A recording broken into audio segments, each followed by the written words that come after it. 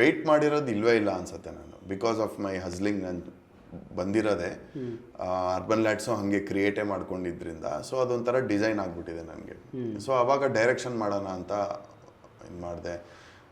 ಒಂದು 1 hour footage shoot ಮಾಡಿಕೊಂಡೆ ತೋರ್ಸೋಕ್ಕೆ, ಹಿಂಗೆ ಐ ಆಮ್ ಕೇಪಬಲ್. ಯಾಕಂದ್ರೆ ಎಲ್ಲರೂ ಆ್ಯಕ್ಟಿಂಗ್ ಚಾನ್ಸ್ ಸಿಗ್ತೀರ ಡೈರೆಕ್ಷನ್ ಬಂದ್ಬಿಟ್ಟ ಅಂತ ಅದೊಂದು ಟ್ರೆಂಡ್ ಇತ್ತು, ಅದೊಂದು ಜಡ್ಜ್ ಮಾಡ್ತಿದ್ರು.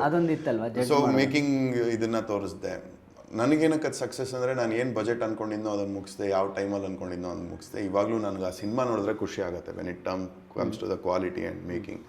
ಅಥವಾ ನಾನು ಏನು ಓಕೆ ನನ್ನ ತಲೆಯಲ್ಲಿರೋದನ್ನು ನಾನು ಎಕ್ಸಾಕ್ಟಾಗಿ ಹಾಕಬಲ್ಲೆ ಒಂದು ಮೂವಿಯಾಗಿ ಅನ್ನೋ ಒಂದು ಕಾನ್ಫಿಡೆನ್ಸ್ ಬಂತು.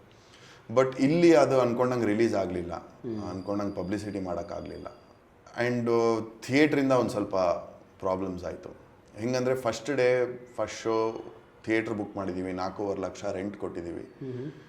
ಸೌಂಡ್ ಸೆಟ್ಟಿಂಗ್ಸೇ ಚೇಂಜ್ ಆಗಿಬಿಟ್ಟಿದೆ, ಡೈಲಾಗ್ ಕೇಳ್ತಾ ಇಲ್ಲ, ಮ್ಯೂಸಿಕ್ ಜೋರಾಗಿ ಕೇಳ್ತಾ ಇದೆ. ಸೊ ಇವಾಗ ಕಂಪ್ಲೇಂಟ್ ಮಾಡಿ ಏನು ಯೂಸ್ ಇಲ್ಲ, ಯಾಕಂದರೆ ಅದು ಎಷ್ಟೊಂದು ಕೇಳಿರ್ತೀವಿ ನಾವು, ಯಾರೋ ತುಳಿತಾರೆ, ಯಾರೋ ಎಳಿತಾರೆ, ಯಾರೋ ಹಿಂಗೆ ಮಾಡ್ತಾರೆ ಅಂತ. ಬಟ್ ಹೌದು, ಥಿಯೇಟ್ರ್ ಬಲ್ಬ್ ಇಂಟೆನ್ಸಿಟಿ ಕಮ್ಮಿ ಮಾಡಿದ್ದುಂಟು, ಥಿಯೇಟ್ರ್ ಸ್ಕ್ರೀನ್ ಬ್ರೈಟ್ನೆಸ್ ಕಮ್ಮಿ ಮಾಡಿದ್ದುಂಟು, ಸಿನಿಮಾ ಚೆನ್ನಾಗಿಲ್ಲ ಅಂತ ಹೇಳಿ ಕಳಿಸಿದ್ದುಂಟು. ನಿಮಗೆ ಯಾಕೆ ಶತ್ರುಗಳು ಅಂತ ನಿಮಗೆ ಅನ್ಸುತ್ತೆ, ನೀವು ವೈಯಕ್ತಿಕವಾಗಿ ಯೋಚನೆ ಮಾಡಿದಾಗ? ಅದಕ್ಕೆ ಆನ್ಸರೇ ಸಿಗಲ್ಲ ಸರ್, ಅದಕ್ಕೆ ನಾನು ಯೋಚನೆ ಮಾಡೋಕ್ಕೆ ಹೋಗಲ್ಲ. ಇಲ್ಲ ಕಣೋ, ಇವ್ರಿಗೆ ಹಿಂಗಿರುತ್ತೆ, ಬೆಳಿಬಾರ್ದು ಅಂತಿರುತ್ತೆ, ಹಂಗಿರುತ್ತೆ, ನೀನು ಅವ್ರ ಜೊತೆ ಆಗಿ ರಿಲೀಸಿಗೆ ಬಂದೆ, ಇವ್ರ ಜೊತೆ ಆಗಿ ಬಂದೆ, ಅದು ತಪ್ಪಲ್ವಾ, ನೀನೇ ಕಾಂಪಿಟೇಷನ್ ಕೊಟ್ಟಂಗಲ್ವಾ,